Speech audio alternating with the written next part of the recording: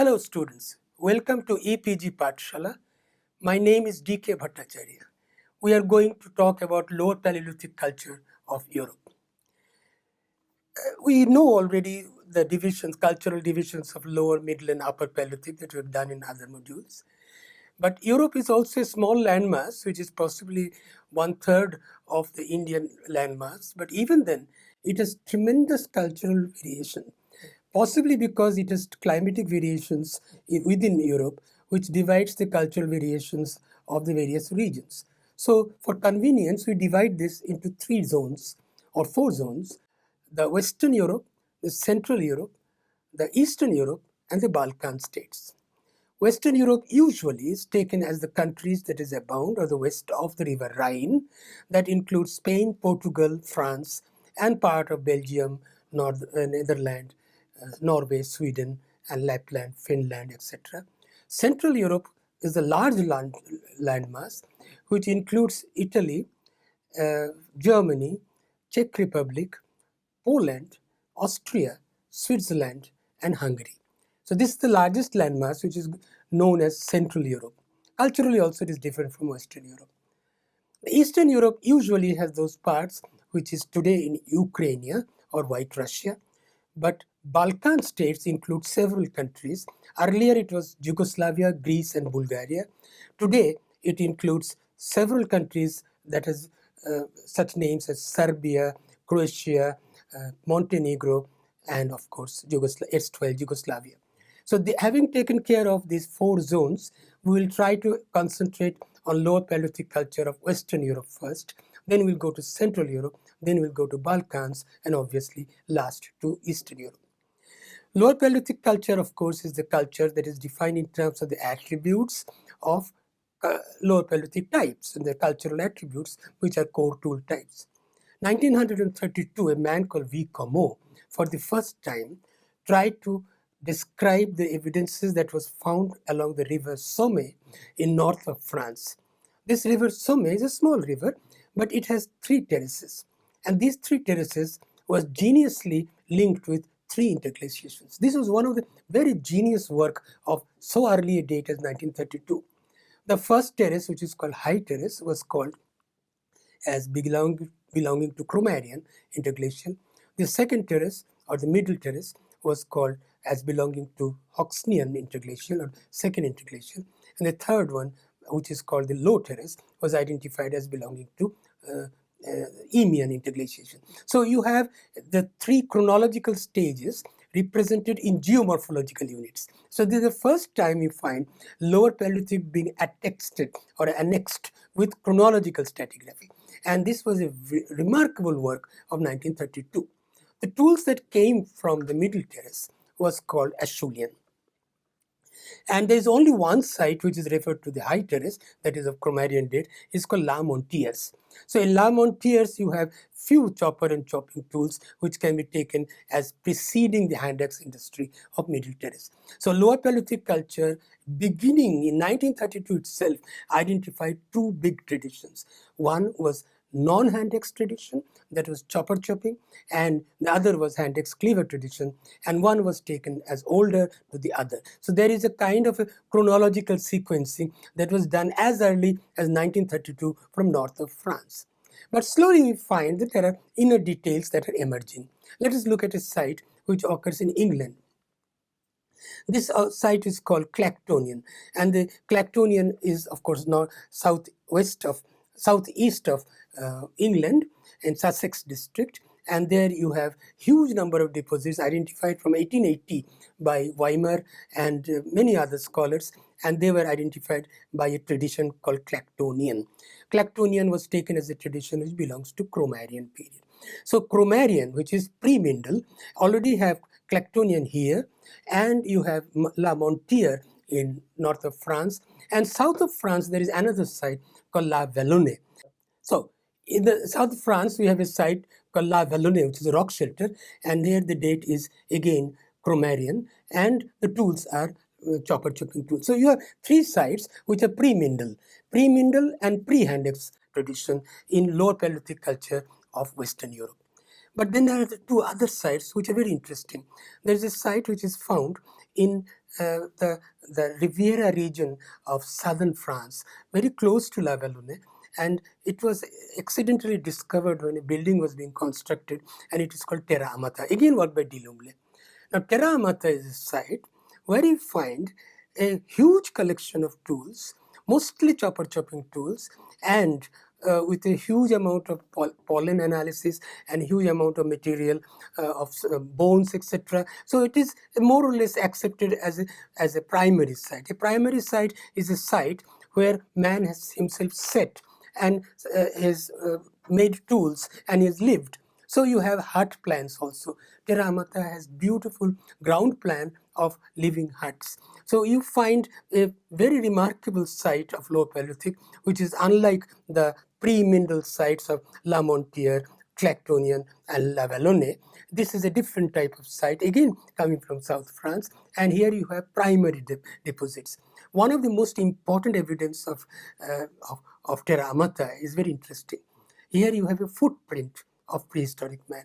This is 24 centimeter long footprint, and on the basis of the length of the footprint, the kind of stature of the man was also recalculated. Another important evidence that was found in Terra Amata is that there are fire huts, and by the side of fire huts, you have flat stone brought from somewhere else and arranged as if it is the dining table near the fire. And this was another important non-lithic evidence of Terra Amata. Of course, the lithic evidence goes without saying were chopping tools. So you have a chopping tool of primary site here in addition to the 3 sites I have just mentioned. So this is a very interesting find that qualifies the Lower Paleolithic culture of Western Europe. But one point, chronologically, this is younger. The La Vallone, the La Montier, and of course Clacton are all pre-Mindel. But Terra Amata is taken as Mindel interstadial. Mindel interstadial. So it is a little later in date. Doesn't matter. And even then, it is also basically of chopping culture, though Delumble claimed that it is an early Acheulean, and he called it Acheulean Ancien. Acheulean Ancien I have translated as preparatory Acheulean, as if it is going to become Acheulean very soon, but it still remains basically a chopping culture. Let us come to Spain. In Spain, there is a small gorge through which North Castile and South Castile is linked, and this range is on the mountains called Sierra Ranges. And this small little gorge through which North Castile and South Castile is linked, there are 2 sites, one on the higher level of the gorge and the other one is the lower level of the gorge. And these 2 sites are called Torralba Ambrona. Torralba Ambrona is again dated Mindel interstadial. So Torralba Ambrona and Terra Amata are more or less coeval, occurring at the same date. But look at Torralba Ambrona. It is one of the peculiar sites where you find as many as 1,000 elephant skulls lying in the lower valley, not in the upper one. Upper one is called Torralba, lower one is called Ambrona. So it is in the Ambrona that you find more than or nearly 1,000 elephant skulls. On the basis of these skulls, it was identified or it was interpreted that this narrow gorge which links North Castile with South Castile was seasonally used by elephants who are herbivores to migrate from North Castile to South Castile during the time of winter. In winter, most of Europe does not have any leaf in the trees. They are all deciduous plants, so the leaf falls. And any herbivore, he has to migrate or die. So all herbivores try to migrate to areas where there are leaves available, and elephants, of course, had to come down to the southern part, which is close to Sahara, so it had a forest which could maintain these elephants. And it was the seasonal migration which was taken note of by the prehistoric men. So apparently it seems that the prehistoric men tried to chase them off the ridge, the narrow gorge, and make them fall into the lower level and then kill them. So it is generally nicknamed as a site which is called elephant hunting site. Another interesting point. There are no primary evidence of a hut or a fire hut. This is one of the highest latitude of any Lower Paleolithic site in the world. It is 1,118 meters from average sea level. So it is a very high altitude in which these people have been doing hunting, and there is no fire earth. So we know they did not stay up there all the time. They must have come at the time of the migration, taken advantage of the migration, hunted the animals, and then gone back to wherever they were staying. The sites have not yet been found. The third important point about this site is that there are extremely beautifully made hand axes and cleavers found. Mind you, we have so far not found hand axes and cleaver in any of the sites that I have talked about, Terra Amata included, which is of the same date as Toralba Amruna. But Toralba Amruna has beautiful hand axes and cleavers. In fact, the cleavers are 3 times more than hand axes. Number 2. These hand axes and cleavers are prepared by stone hammer technique. Usually we accept that a cleaver appears at a time when cylinder hammer technique has been perfected. But cylinder hammer technique is not perfected unless cleavers are made.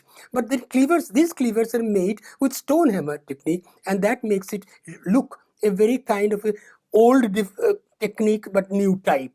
A combination of old technique and new type. So much starking this combination was that Professor Francois Bourdes of France said, oh, okay, I won't call it Acheulean, I'll call it Acheulean meridionalis.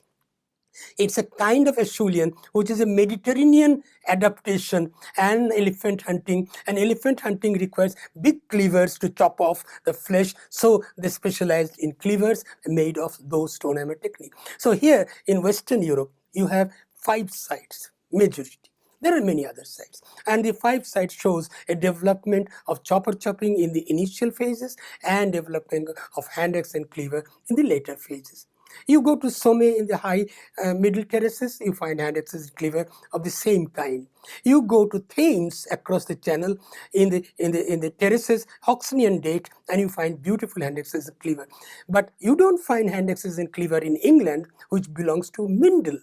It's all post-Mindel, Oxonian. So I hope you are acquainted with the chronology of Lower Paleolithic, so you would understand and appreciate the point that I'm trying to make, that here in Western Europe, you have all the varieties of Lower Paleolithic, but typologically. But chronologically, you can make a statement that spread over the England and across Channel and the landmass here in Western Europe, you have a stage where hand axe has not evolved. And this stage usually is pre-Mindel, and it's Mindel onward that hand axes and cleaver develops in leaps and bounds, varieties of hand axes in Somme, varieties of hand axes in Thames Valley, and so on. So Western Europe shows a continuation of Lower Paleolithic till the arrival of Middle Paleolithic, and hand axes and cleaver continue to develop in varieties of forms until Middle Paleolithic arrives as late or as early as 200,000 years. So it's a long period of perfection of hand axes and cleavers. All kinds of varieties occur. Let us come to Central Europe. Central Europe is a very different ecosystem. Western Europe generally is warmer. It is warmer because there is a warm sea channel or sea current that passes between the English islands and the continent. This English channel is always foggy because there is a hot water channel below it. And this hot water channel has kept part of England, South England, and part of whole of Spain and France pretty warm. And it is believed till Roman time that they used to grow very good grapes because land was not frozen. Come to Central Europe, the land is frozen. The polar wind current climate is naked over the Central Europe. There is no mountain to stop them. And here south, you have the Alps, which are also very much covered with snow and ice of the Mindel glaciation. So though they are very close, I mean, you cross the Rhine, you can come to Frankfurt and Strasbourg, and you go across there, you can go to Paris. But the landmass of Central Europe is distinctly different from the landmass of Western Europe. That's why you try to make a division. You come to Central Europe, there is a site near Leipzig. There is a river called Saale, and there is a river called Elster, and there is a river called Pleise. Now these rivers are all flowing from south to north, because north is depressed, south has the mountains. So from the mountains, even Rhine flows from south to north. So these rivers implies especially a collection was made by a school teacher called Grahaman. The Grahaman is a gentleman who started collecting large number of tools from along the river, and this is referred to as Markliberg group of sites. It's not one site, large number of sites along the river, and Markliberg is one of those cities. And then the Second World War broke up, and Grahaman was arrested, and he was taken to England, and after the war was over, he came back and he started looking for the tools again. That was the time when France and Germany had no institution, no money. Either tools have gone, money has gone, and Germany used to be ruled by what is known as Allied forces. Some believe that even American cigarettes was the only currency they had. So that was the time when Grahaman took the tools and went to America to Hallam J. Movius in Peabody Museum and analyzed the tools called Markliberg group of sites. Markliberg is a Hoxnean site. Let us face it, it's not Mindel. So we have been talking about pre-Mindel and Mindel in Western Europe. Now Central Europe, we have a site which is Hoxnean. So anyway, it is younger than Western Europe sites. Huge number of tools, large number of flakes, large number of choppers, not a single hand axe. So you see a dichotomous development. There you had a hand axe and you have a chopper chopping forming a sequence. Chopper chopping is pre-Mindel, hand axe is forming post-Mindel or Mindel. Here in Central Europe, Markliberg is a site which shows large number of chopper chopping tools, flake tools, large number of Clactonian flakes, and you have to call it by no other name but a lower Paleolithic of Central Europe. And you can't call it as Clactonian, you can't call it as Acheulean either. So far, so good. Let us see another site. Now, this is very interesting. This site is in Hungary. This is a rock shelter, that's a primary site. A rock shelter in Hungary, discovered by a man called Vetes, and the site is called Veteszolus. Even today, tourist buses are taken to Veteszolus. So since it's a rock shelter, it's a primary site. Good enough. The tools are one of the most difficult tools to explain. They are small choppers and chopping tools of the size of usually 23 millimeters. Some are, of course, going as far as 45 or 50 millimeters, but generally chopper and chopping tools of 23 millimeters. One can hardly chop one's nail with these choppers, so the name seems to be misnomer, but the fact remains it's a primary site and there is a claim of a Homo erectus occipital bone, a fragment of Homo erectus occipital bone. So it is a classic evidence. Here you have the fossil, you have the tool, and they are in primary context, so you cannot contest it. Ask the date. It is pre-Mindel. It is pre-Mindel. So you have now Western Europe, Central Europe was going through inferiority complex that we don't have a pre-Mindel site because the only site, Markliberg, is not pre-Mindel, it is post-Mindel. Western Europe has pre-Mindel sites. Now then, Central Europe says, no, we have also a pre-Mindel site, and the pre-Mindel site is Veteszolus. So here is a scenario where you have to accept that the whole breadth of Central Europe, which is twice the size of Western Europe, has no hand axe, no cleaver, has no hand axe cleaver development. Chopper chopping begins, chopper chopping continues. So chopper chopping seems to be the mainstay of Central European lower Paleolithic.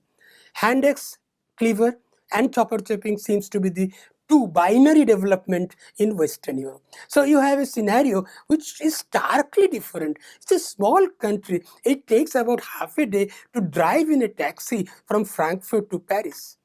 And yet you have such a large difference. Many people have said there must be a reason. Give us a reason why there is so much difference. Either you say that we have still to discover hand axes, we have still to discover post-Mindel sites, or you wait and see this must be the only development that is there recorded and we'll find a hand axe and cleaver later on.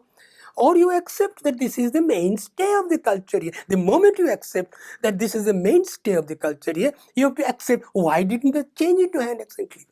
Now, this is a very important issue on which all Central European archaeologists are very shy of explanation. They would not like to say that, no, we have not developed. Who will like to say we are not developed? Or they will say, we did not care to develop. You may have developed. We did not care to develop. We continue to use chopper chopping tools even in the post-Mindel period. Let us go a little bit to Balkan states.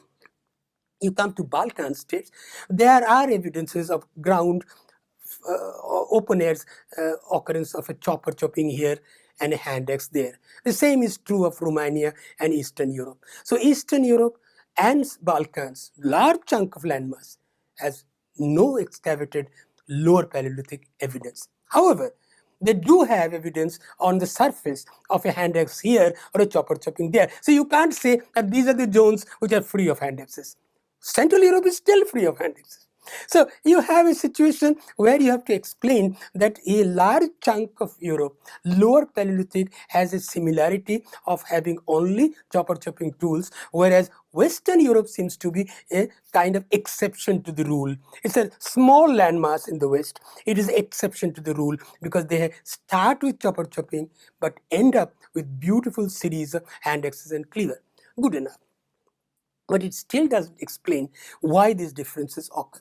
Now, if tool is a reflection of your adaptive strategy, let us accept that you develop a tool not because it is in the fashion, some film star has made it, so I must make it. You develop a tool, and not one, hundreds of them, only when it is a successful media of adaptation. A large number of people have commented that Central European ecology is such that the adaptation required different kind of tool because the land is frozen 3 months of the year. This is permafrost area. The land beyond Elbe in the north is totally frozen and nothing can grow there. And the rest of the land in the south of Elbe is having less of vegetation. When you have less of vegetation, herbivores cannot survive. When there are no herbivores, whom are you going to hunt? So it seems to be a kind of adaptation which is starkly different from Western Europe.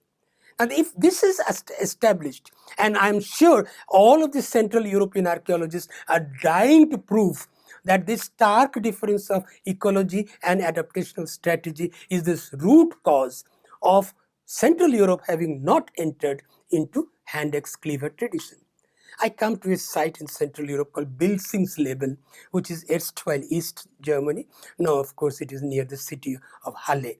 It is an open-air site. And Halle is not very far from Western Europe. It is in Central Europe, and you have hand axes and cleavers there. So you start trying to face an issue where you say, no, sir, we have not seen enough. We need to see enough. Perhaps the dichotomy or the duality that you have found in Western Europe. What was the duality? Begin with chopper chopping, end with hand axe cleaver. The same kind of a scenario will be found in Central Europe also. Bilsingsleben is taken as one of the evidences that yes, do hand axes occur, and it is also in Hoxnean period. So you have a hand axe occurring period. So you can say there is a duality. Number one starts with Markliberg, number one it starts with Vatisolus, then it develops into hand axe and cleaver. So what is our difference? We are the same as you. Now this is a kind of a stance people take only on the basis of Bilsingsleben. But fact remains still that a majority, Bilsingsleben is a single site. Majority of Central Europe has accepted chopper chopping as the mainstay. I must add here is a group of sites which has been found and is being excavated now. I think report has also come. This Isarnala Pineta in Italy, and of course Atapuerca in Spain, where you have again chopper chopping coming from almost a million years date. So pre-Mindel can be stretched far beyond 1 million years. We have sites which shows the entry point of man in Europe, especially Western Europe, from a time which may be as late as early Pleistocene 1 million years, as early or as late as that. But that pre-Mindel statement is no longer valid. We are getting evidences in East Europe from a site called Dimanisi in Georgia. We have a 1.8 billion years entrance point of man, but chopper chopping.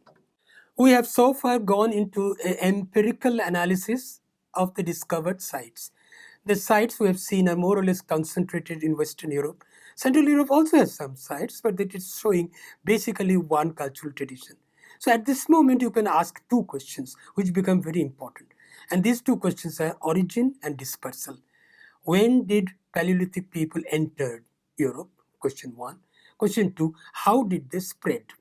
Did they enter from multiple entry point and therefore develop multiple characters? Or did they enter from one entry point and then dispersed into various regions? Now, these are the basic two questions that will appear after you've taken the survey of the sites. Let us answer the question number 1. If man has entered Western Europe or Central Europe, earlier we thought it is just pre-mineral period of, say, lower Pleistocene, but now we have dates and very good dates available for entry of man or evidence of man's presence in southern part of Europe in sites like Torrent, Pietra, Perinord, and Atapuerca. These are all sites which go beyond 1.5 or 1.4 million years age, and that means man entered Europe almost around the same time that man evolved in East Africa. The earliest date of Homo erectus evolution in East Africa is put as 1.8 and Homo habilis as 2.2.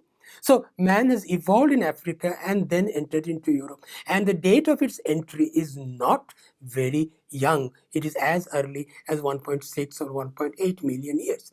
Point number 2. Did they enter from one point? It seems from all the evidences now that man did not enter Europe from one point. The evidences are so different in Central Europe, as we have already explained, or the parts of Western Europe, then it shows that the entry point are different and they developed in their own individual imperatives. So the imperative is not the same. Somebody developing in Western Europe had different sorts of imperatives, and somebody developing in Central Europe, that to various regions of Central Europe, had different kinds of imperatives. So if they are from different area they entered, we still don't know whether they crossed Africa through Gibraltar or they crossed Africa through Sinai and then through Sinai going into Europe as an individual branch. Third point, if they entered Europe from 2 points or several points, how far did they go in Europe? How far did they penetrate? It is now almost proven that man did not penetrate beyond 45 degree latitude. The entire landmass lying above 45 is totally permafrost, frozen land, and vegetable-less land. So no man entered in lower Paleolithic period in these regions. Man remained basically concentrated around the Mediterranean belt, and the two cultures that they made were on the imperatives of the local adaptational strategies, and many of the sites are free of hand access. So hand access at this moment seems to be classically a development of Western Europe. Now the third question that comes is, why did Hendrix develop in Western Europe and why it did not develop in Central Europe? Obviously, there must be reasons. And it is not value or qualitative judgmental stand that we can say, well, they did not remain or they did not evolve because they were kind of primitive and so on. It is very true that a leafless whole of Central Europe has a period of almost 3 to 4 months of leaflessness.